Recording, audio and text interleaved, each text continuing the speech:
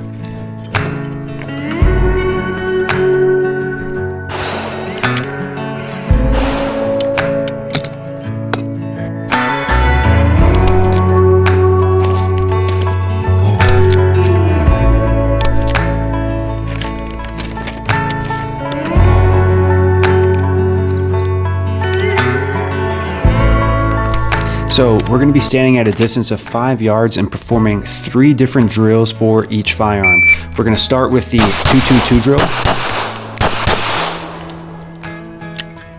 And then we're going to do the bill drill.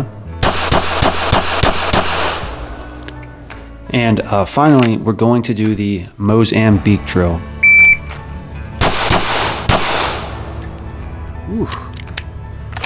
We're going to take the data from the targets and we're going to use range intel to calculate the hit factors. Then we're going to transfer those hit factors onto our range data sheet. That way we can build out a report later on. So let's go ahead and start with the 2-2-2 drill. Round 1. Ruger RXM.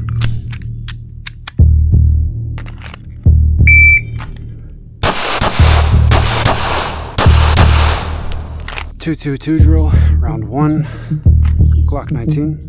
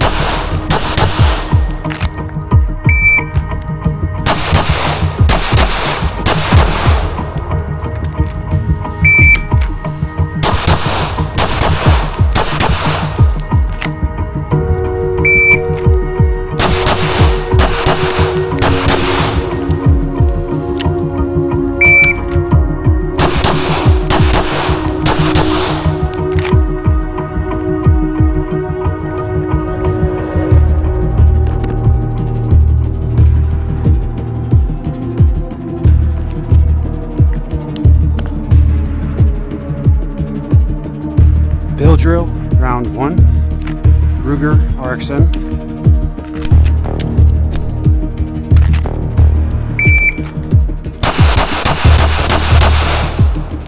Alright, bill drill, round 1, Glock 19.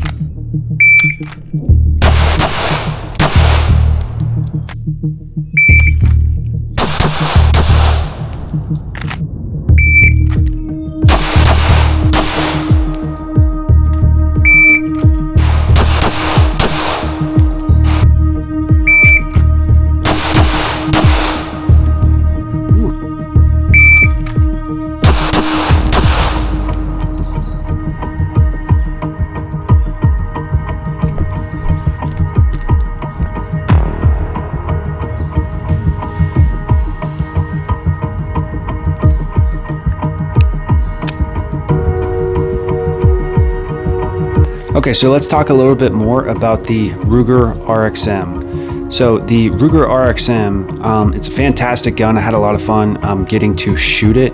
This is a brand new gun, so it's really not broken in at all, but it's got a clean, crisp trigger.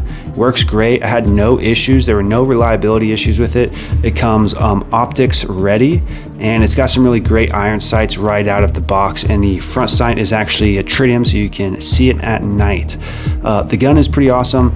It's really similar to a Glock 19. However, there's also some differences. The grip is a little bit different than the Glock 19. I personally feel that the Glock 19 grip Gen 3, in my opinion, was more comfortable, but I mean, it's not really a big deal. It worked great, so both of them work great, so not really a huge deal there, just a personal preference.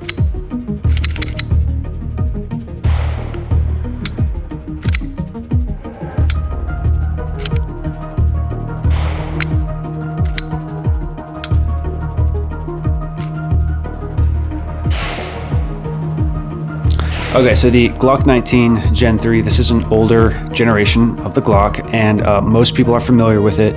It's a fantastic gun. It's extremely reliable. It's fun to shoot, but this particular Glock is interesting to note because it's not brand new, and it was borrowed from the range I was shooting at actually for this video to compare it to the Ruger RXM. And this Glock 19 has had most likely thousands of rounds through it, and that trigger that you're seeing here in the video is not your average spongy Glock trigger. It's broken in, and it's shooting really crisp, really clean.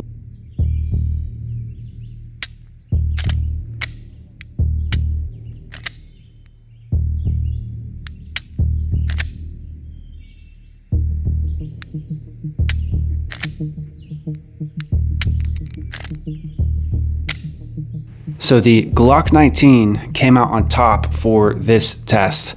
The Ruger RXM had a 7.53 average hit factor overall for all of the different drills, whereas the Glock 19 scored 8.43 for all of the drills.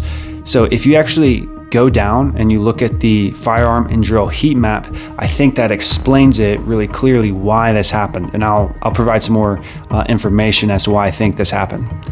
So if you take a look at the 222 drill, you'll see that the Ruger had a 7.06 average hit factor, and the Glock 19 had a 7.63, and that's actually a good sign that they're so close together.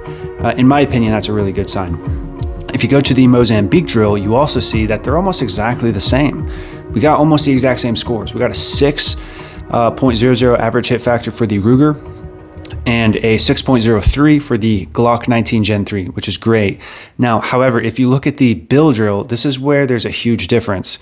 We got an 11.64 average hit factor for the Glock and only a 9.52 average hit factor for the Ruger RXM. And I personally think that has to do with the fact that the Ruger RXM is a brand new firearm and really hasn't been broken in as much, possibly, whereas the Glock 19 Gen 3 I was using, I borrowed that from the range, and over the years that gun has probably had thousands of rounds through it, and it was broken in, it was cycling really well, it was like butter. I'm not an expert shooter, I'm just a regular guy, and I don't have the best accuracy or shots, and I'm still working through my own personal issues, but I think the information is still really cool. And in terms of like the Ruger, I thought it was an awesome gun. I think it's really great, and I love what Ruger and Magpul have done with this firearm. But I will say that I really enjoyed shooting that Glock 19 that was used, and it ran super smoothly. Yeah, it still had the plastic iron sights on there, but they work. I would upgrade those if you could to something more like what the Ruger has. At the end of the day, you are the one that has to shoot the gun and train with it, so that all comes down to you. But you know, these videos I think are still important because there are things that can make a difference in terms of performance that are on the firearm and not just our own training. So anyways, I hope you guys had fun, and if y'all have any other ideas of what you want to see in the future in terms of comparisons, optics, firearms, whatever, let me know down in the comments and we'll see about getting around to it. But I hope y'all guys have a great day, and thanks for tuning in. Bye.